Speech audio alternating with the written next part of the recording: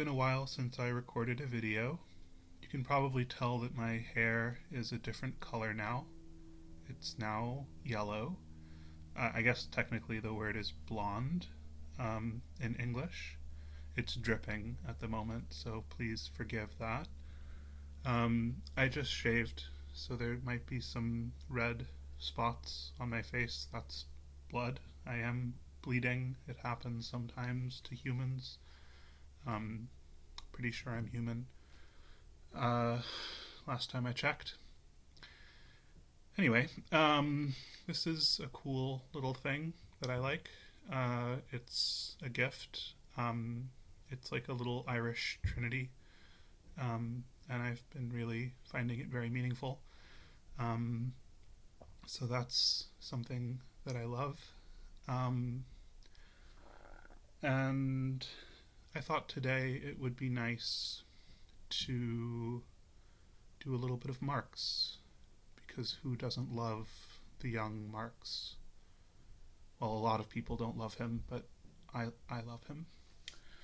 So, okay, this is a book. Has a nice cover. Um, Big beard. Has a beard. This guy. Nice old man. This book was written in 1844. It's called the Paris Manuscripts, or the Economic and Philosophical Manuscripts. This edition is from Dover Publications, which is in New York. What else can we say about it? Well, I won't give you too much of my own gloss because I'm boring.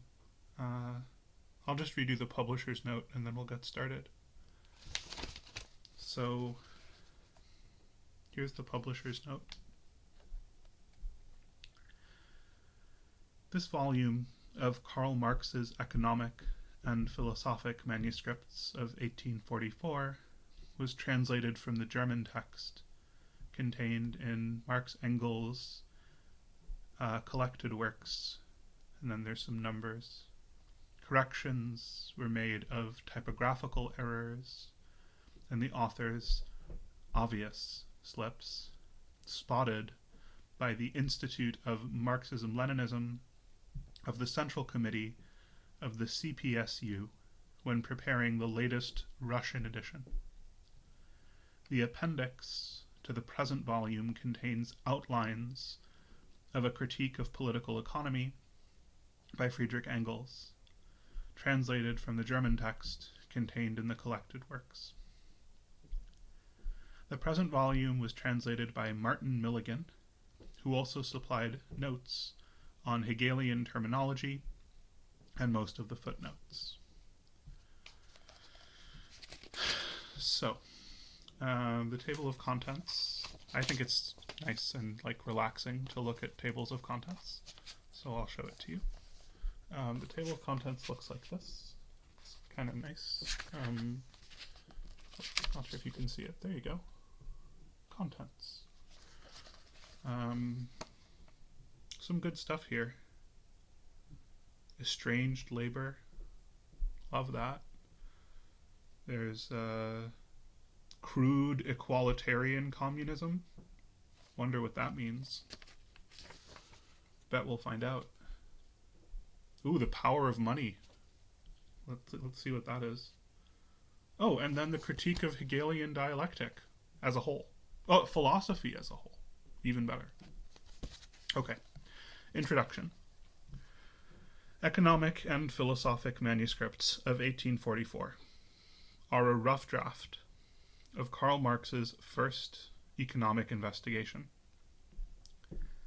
The subject of this unfinished work, which has come down to us incomplete, is a criticism of the bourgeois political economy and the bourgeois economic system.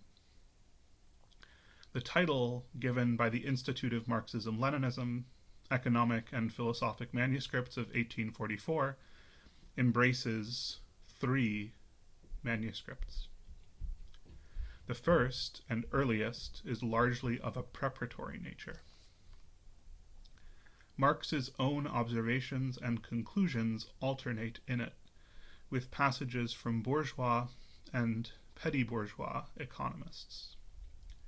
Just the 4 last pages have survived of the second manuscript.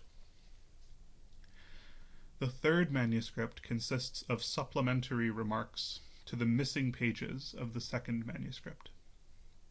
They refer to such matters as private property and labor.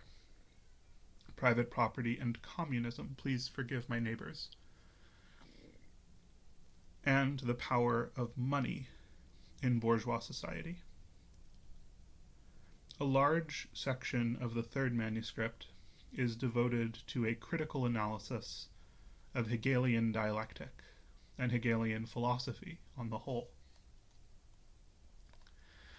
In all 3 manuscripts, emphasis is laid on the estrangement of labor, or the alienation of the laborer in capitalist society.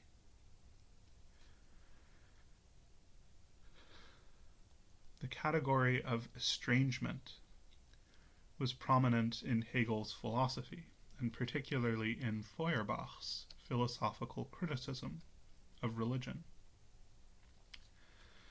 However, Hegel spoke of the alienation of self-consciousness, and Feuerbach of the alienation of the abstract, non-historical, and non-class man.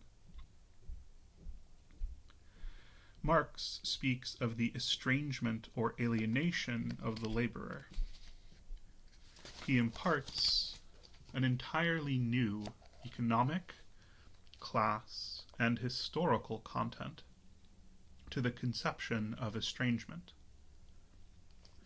By estrangement or alienation, Marx means the forced labor of the laborer for the capitalist. Emphasis on the word forced. The appropriation by the capitalist of the product of a worker's labor,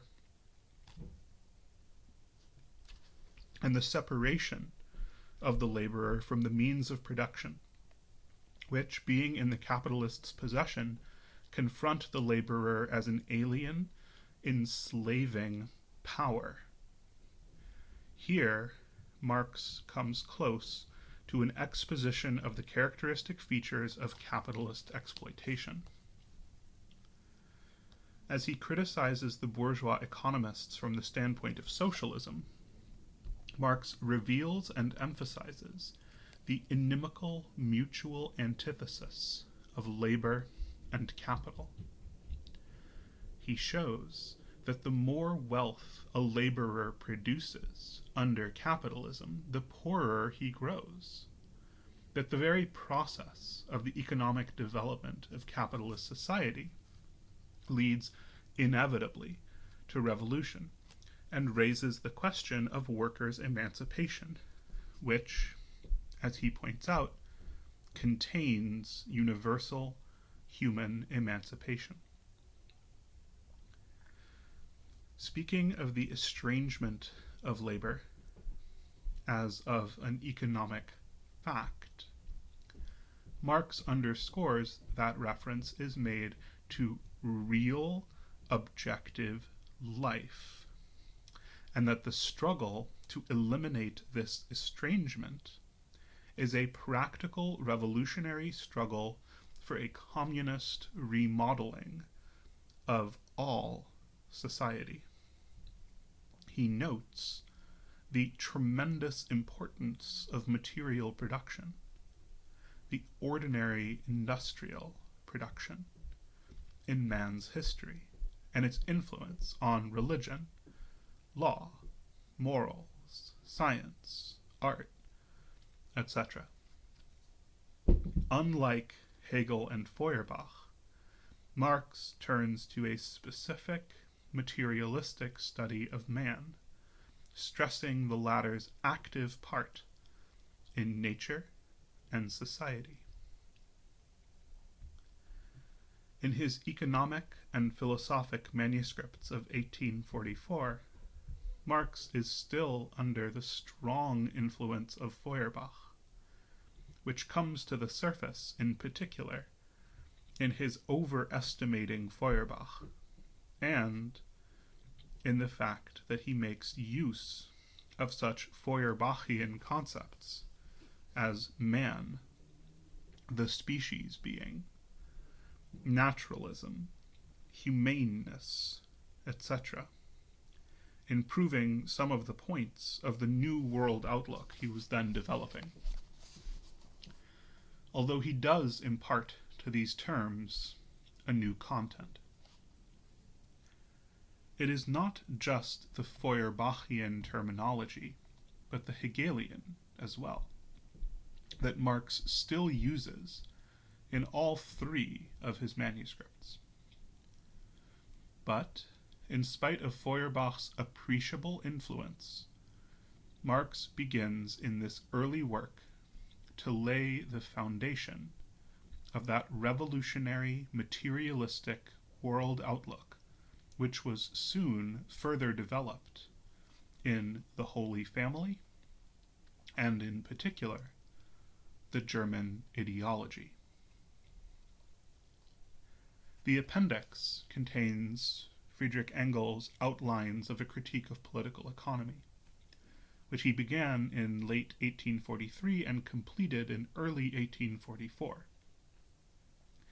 In it, Engels examined the principal phenomena of the contemporary economic order from a socialist standpoint, and concluded that they were necessary consequences of the rule of private property. Quote from Lenin. In this, his first and as yet insufficiently mature work in the sphere of social science, Engels began a critique of bourgeois political economy, and with it, a critique of capitalist society from the point of view of the enslaved and exploited masses. In criticizing the bourgeois economists, Engels dealt at length with the misanthropic, Malthusian theory of population. He proves the utter absurdity of this theory and lays special stress on the part played by scientific progress in developing the productive forces of society. I'm not going to read the whole translator's note. It covers a few terms like Aufhebung, Entfremdung, and Wesen. I'll just give you a quick gloss. Aufhebung is a German word. It has two contradictory meanings. It can mean both to destroy and to preserve. It's a word that Hegel thought was very special because it's kind of speculative. It means two contradictory things. People like it. There's another one too. Entauserung. Entauserung, I usually translate as externalization.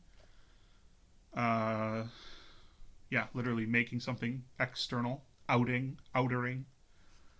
But it's also going to have economic connotations in this work. So, thinking about what is the price of outing something or someone. Entfremdung or Entfremden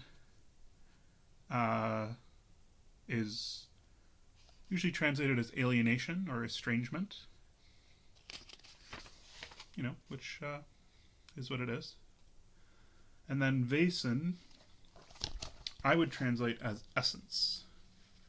But the translator here makes a big fuss about it. I wouldn't worry. Essence, it's fine. Okay. So, we're probably only going to have time to go until about 35. So that's like 20 more minutes. But hopefully we can make some progress. So, this is the preface Let's get started.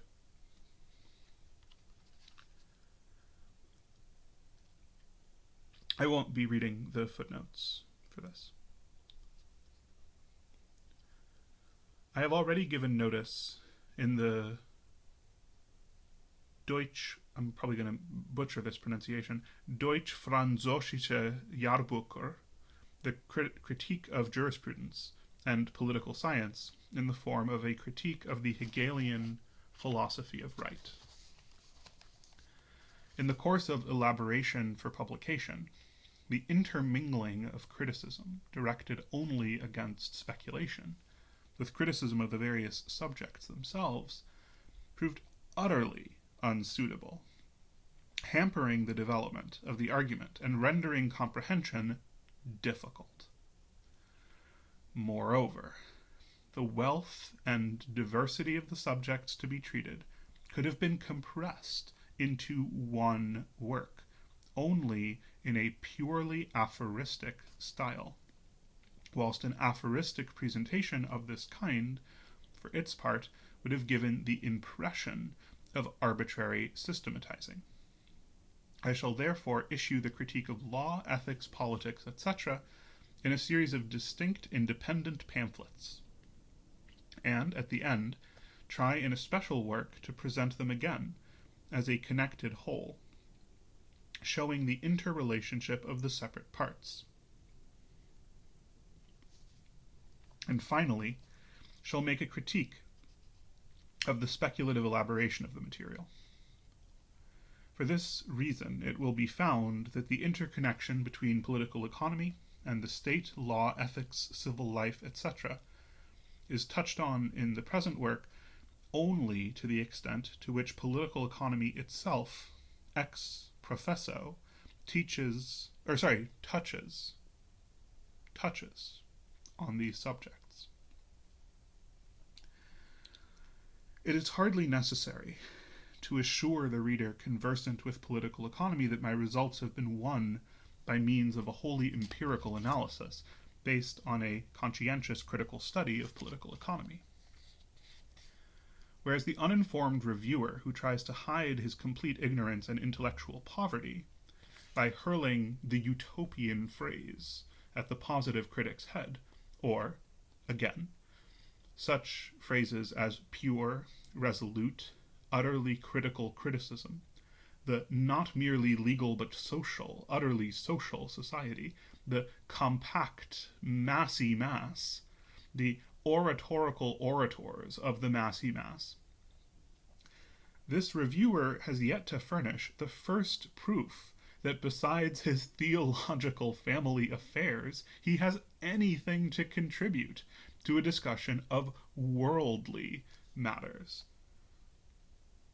It goes without saying that besides the French and English socialists, I have made use of German socialist works as well. The only original German works of substance in this science, however, other than Weitling's writings, are the essays by Hess and Engels, where likewise I indicated in a very general way the very basic elements of their work. Besides being indebted to these authors who have given critical attention to political economy, positive criticism as a whole, and therefore also German positive criticism of political economy, owes its true foundation to the discoveries of Feuerbach, against whose Philosophie der Zukunft and Thesen zur Reform der Philosophie in the Anekdotis, despite the tacit use that is made of them, the petty envy of some and the veritable wrath of others, seem to have instigated a regular conspiracy of silence. It is only with Feuerbach that positive humanistic and naturalistic criticism begins. The less noise they make, the more certain, profound, and enduring is the effect of Feuerbach's writings. The only writings, since Hegel's Phenomenology and Logic, to contain a real theoretical revolution. In contrast to the critical theologians of our day, I have deemed the concluding chapter of the present work, the settling of accounts with Hegelian dialectic and Hegelian philosophy as a whole, to be absolutely necessary, a task not yet performed. This lack of thoroughness is not accidental, since even the critical theologian remains a theologian. Hence, either he had to start from certain presuppositions of philosophy accepted as authoritative, or, if in the process of criticism, and as a result of other people's discoveries, doubts about these philosophical presuppositions have arisen in him, he abandons them without vindication, and in cowardly fashion abstracts from them, showing his servile dependence on these presuppositions, and his resentment at this dependence merely in a negative, unconscious, and sophistical manner. In this connection, the critical theologian is either forever repeating assurances about the purity of his own criticism, or tries to make it seem as though all that was left for criticism to deal with now was some other immature form of criticism outside itself, say 18th century criticism, and the backwardness of the masses, in order to divert the observer's attention, as well as his own, from the necessary task of settling accounts between criticism and its point of origin, Hegelian dialectic, and German philosophy as a whole. From this necessary raising of modern criticism above its own limitation and crudity.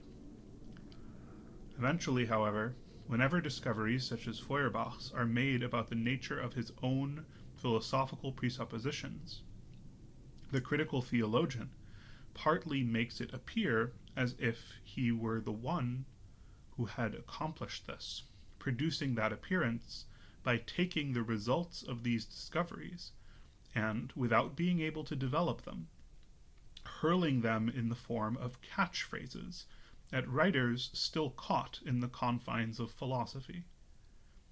Partly, he even manages to acquire a sense of his own superiority to such discoveries by covertly asserting in a veiled, malicious, and skeptical fashion elements of the Hegelian dialectic, which he still finds lacking in the criticism of that dialectic, which have not yet been critically served up to him for his use. Against such criticism, not having tried to bring such elements into their proper relation, or having been capable of doing so, asserting, say, the category of mediating proof against the category of positive self-originating truth, etc., in a way peculiar to Hegelian dialectic. For, to the theological critic, it seems quite natural that everything has to be done by philosophy, so that he can chatter away about purity, resoluteness, and utterly critical criticism. And he fancies himself the true conqueror of philosophy, whenever he happens to feel some moment in Hegel to be lacking in Feuerbach. For however much he practices the spiritual idolatry of self-consciousness and mind, the theological critic does not get beyond feeling to consciousness. On close inspection, theological criticism, genuinely progressive though it was at the inception of the movement, is seen in the final analysis to be nothing but the culmination and consequence of the old philosophical and especially the Hegelian transcendentalism, twisted into a theological caricature. This interesting example of the justice in history, which now assigns to theology ever philosophy's spot of infection, the further role of portraying in itself the negative dissolution of philosophy, i.e. the process of its decay, this historical nemesis I shall demonstrate on another occasion.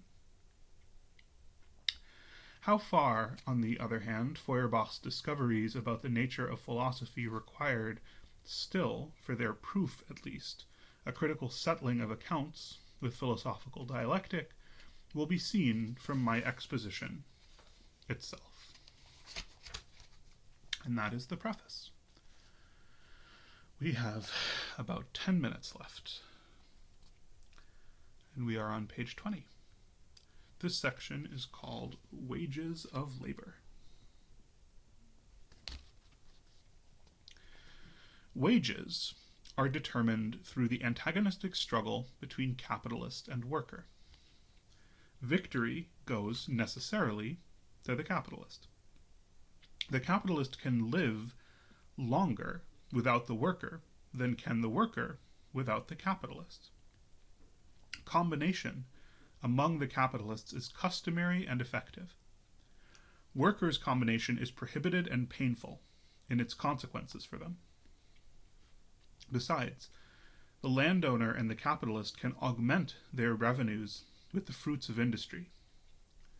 The worker has neither ground rent nor interest on capital to supplement his industrial income. Hence, the intensity of the competition among the workers. Thus, only for the workers is the separation of capital, landed property, and labor an inevitable, essential, and detrimental separation. Capital and landed property need not remain fixed in this abstraction, as must the labor of the workers.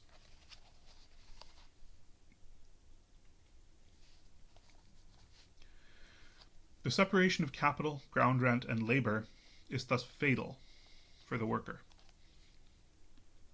The lowest and the only necessary wage rate is that providing for the subsistence of the worker for the duration of his work, and as much more as is necessary for him to support a family and for the race of laborers not to die out.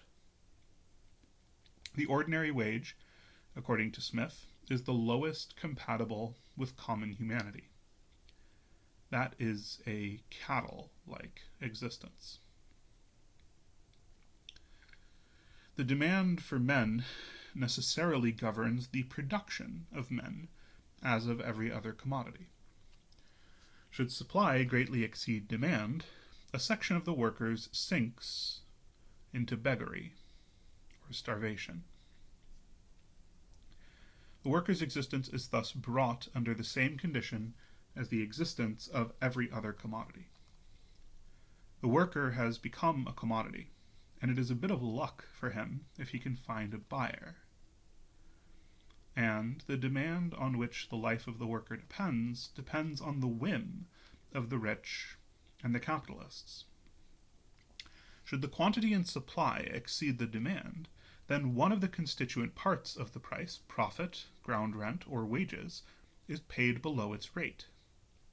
A part of these factors is therefore withdrawn from this application, and thus the market price gravitates towards the natural price as the center point. But where there is considerable division of labor, it is most difficult for the worker to direct his labor into other channels. Because of his subordinate relation to the capitalist, he's the first to suffer. Thus, in the gravitation of market price to natural price, it is the worker who loses most of all and necessarily. And it is just the capacity of the capitalist to direct his capital into another channel which renders destitute the worker who is restricted to some particular branch of labor, or forces him to submit to every demand of this capitalist.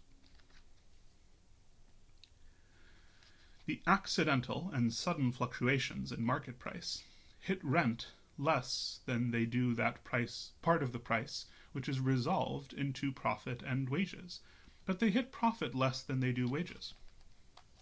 In most cases, for every wage that rises, one remains stationary and one falls. The worker need not necessarily gain when the capitalist does, but he necessarily loses when the latter loses. Thus, the worker does not gain if the capitalist keeps the market price above the natural price by virtue of some manufacturing or trading secret, or by virtue of monopoly, or the favorable situation of his property. Furthermore, the prices of labor are much more constant than the prices of provisions. Often they stand in inverse proportion. In a dear year, wages fall on account of the fall in demand, but rise on account of the rise in the prices of provisions, and thus balance. In any case, a number of workers are left without bread. In cheap years, wages rise on account of the rise in demand, but fall on account of the fall in the prices of provisions, and thus balance. Another aspect in which the worker is at a disadvantage. The labor prices of the various kinds of workers show much wider differences than the profits in the various branches in which capital is applied. In labor, all the natural, spiritual, and social variety of individual activity is manifested and is variously rewarded, whilst dead capital always shows the same face and is indifferent to the real individual activity. In general, it has to be observed that in those cases where worker and capitalist equally suffer, the worker suffers in his very existence, the capitalist in the profit on his dead mammon. The worker has to struggle, not only for his physical means of subsistence, he has to struggle to get work, i.e., the possibility, the means to perform his activity. Take the three chief conditions in which society can find itself, and consider the situation of the worker in them. If the wealth of society declines, the worker suffers most of all. Although the working class cannot gain so much as can the class of property owners in a prosperous state of society, no one suffers so cruelly from its decline as the working class. 2. Take now a society in which wealth is increasing. This condition is the only one favorable to the worker. Here, competition between the capitalists sets in. The demand for workers exceeds their supply, but, in the first place, the raising of wages gives rise to overwork among the workers. The more they wish to earn, the more must they sacrifice their time and carry out slave labor, in the service of avarice, completely losing all their freedom. Thereby they shorten their lives. This shortening of their lifespan is a favorable circumstance for the working class as a whole, for as a result of it, an ever-fresh supply of labor becomes necessary. This class has always to sacrifice a part of itself in order not to be wholly destroyed. Furthermore, when does a society find itself in a condition of advancing wealth? When the capitals and revenues of a country are growing. But this is only possible, alpha, as the result of the accumulation of much labor, capital being accumulated labor, as the result, therefore, of the fact that his products are being taken in ever-increasing degree from the hands of the worker. That, to an increasing extent, his own labor confronts him as another's property, and that the means of his existence and his activity are increasingly concentrated in the hands of the capitalist, beta. The accumulation of capital increases the division of labor, and the division of labor increases the number of the workers. Conversely, the workers' numbers increase the division of labor, just as the division of labor increases the accumulation of capitals. With this division of labor on the one hand, and the accumulation of capitals on the other, the worker becomes ever more exclusively dependent on labor, and on a particular, very one-sided, machine-like labor. Just as he is thus depressed spiritually and physically to the condition of a machine, and from being a man becomes an abstract activity and a stomach, so that he also becomes ever more dependent on every fluctuation in market price, on the application of capitals, and on the mood of the rich. Equally, the increase in the class of people wholly dependent on work intensifies competition among them, thus lowering their price. In the factory system, this situation of the worker reaches its climax, gamma. In an increasingly prosperous society, it is only the very richest people who can go on living on money interest. Everyone else has to carry on a business with his capital or venture it in a trade. As a result, the competition between capitals becomes more intense. The concentration of capitals increases. The big capitalists ruin the small, and a section of the erstwhile capitalists sinks into the working class, which, as a result of this supply, again, suffers to some extent a depression of wages, and passes into a still greater dependence on the few big capitalists. The number of capitalists having been diminished, their competition with respect to workers scarcely exists any longer, and the number of workers having been augmented, their competition among themselves has become all the more intense, unnatural, and violent. Consequently, a section of the working class falls into the ranks of beggary or starvation, just as necessarily as a section of the middle capitalists falls into the working class. Hence, this is the last paragraph I'll read for today.